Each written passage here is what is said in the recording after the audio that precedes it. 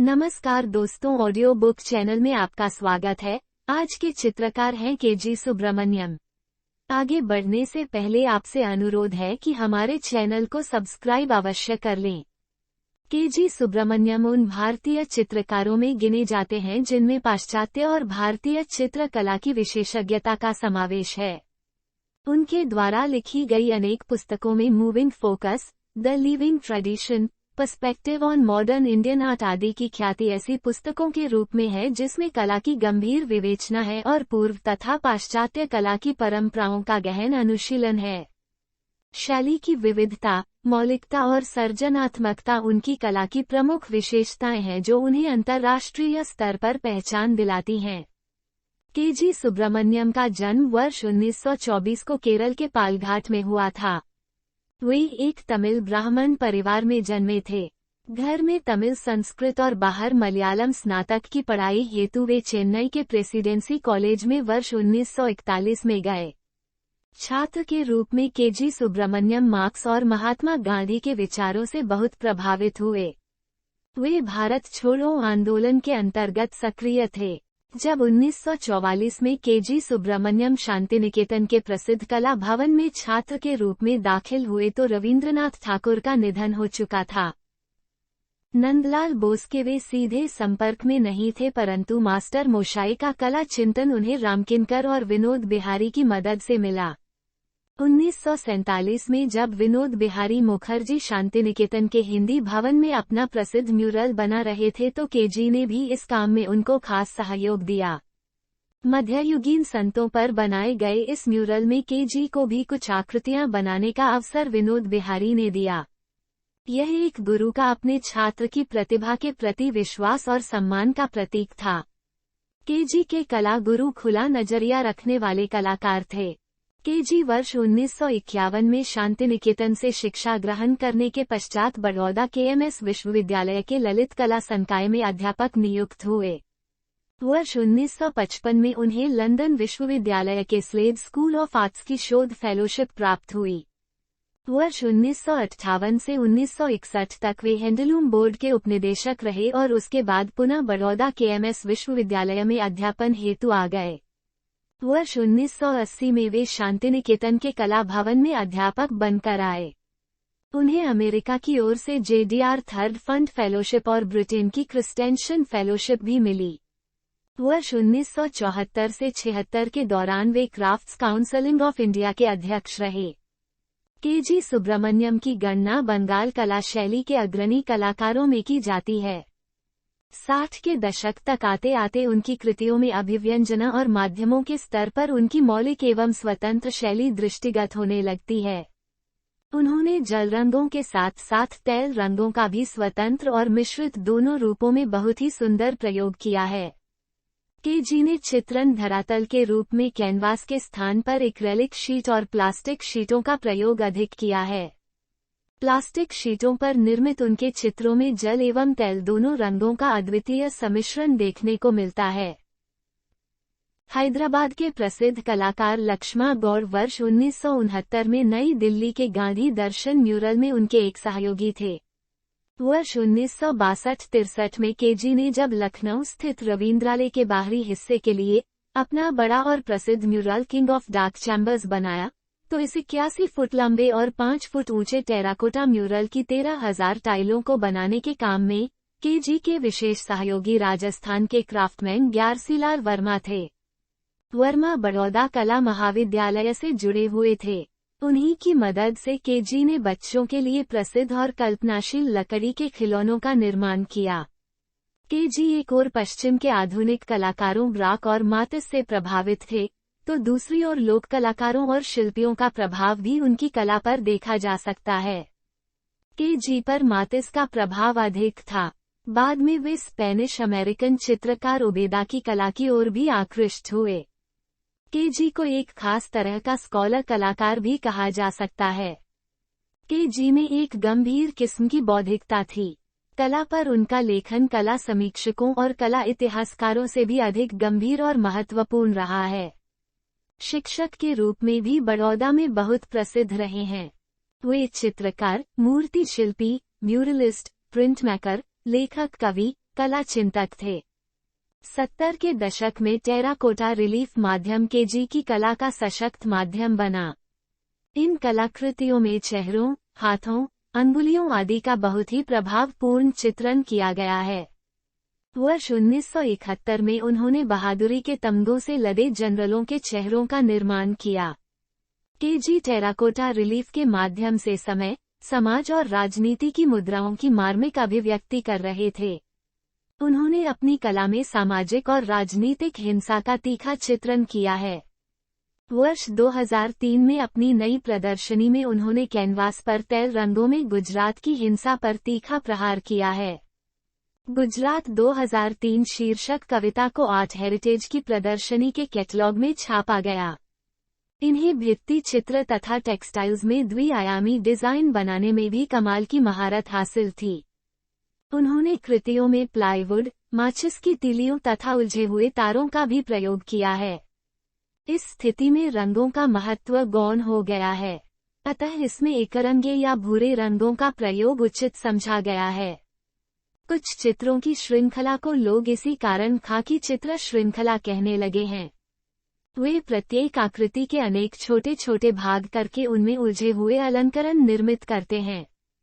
वर्ष 1979 के बाद केजी ने ग्लास पेंटिंग श्रृंखला में बाजार कला पर अपनी एक अलग दुनिया चित्रित की।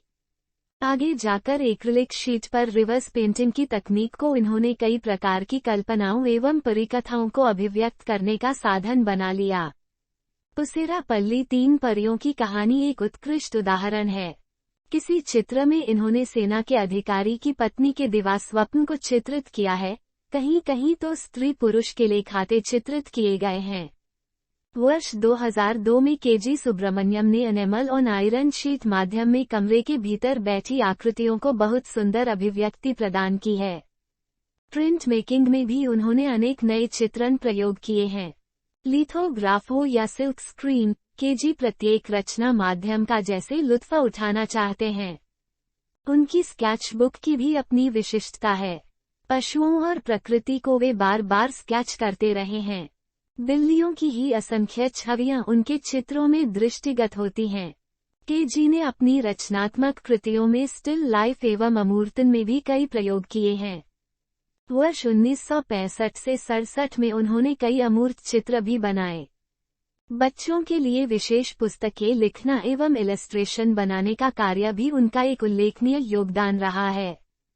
उनके चित्रों में पेड़ों, पत्तियों के साथ साथ बरामदे का दृश्य, स्टूडियो के भीतर जड़ पदार्थों की उपस्थिति के साथ साथ कमरे के भीतर का जीवन, एक मुर्गी बेचने वाले, केला खाने वाले, एंड्रिज में विवाहोत्सव, रविवार को बागवानी करते हुए लोग।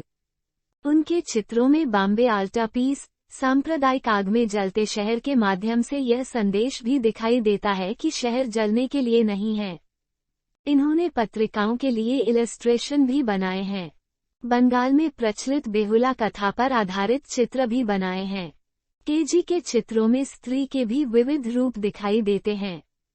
उनके चित्रों में स्वयं में खोई लड़की से लेकर प्रणय करती, बच्चा जनती, दूध पिलाती, बच्चे पालती, घर में खटती, बागवानी करती, नल से पानी भरती, बाजार में सौदा खरीदती, घर में बतियाती, अखबार पढ़ती, संघर्ष करती, दंगों का शिकार बनती और अंततः महिषासुर मर्दनी के रूप में हथियार उठाकर समाज की विसंगतियों से लड़ती स्त्री के विविध रूप चित्रित हुए हैं।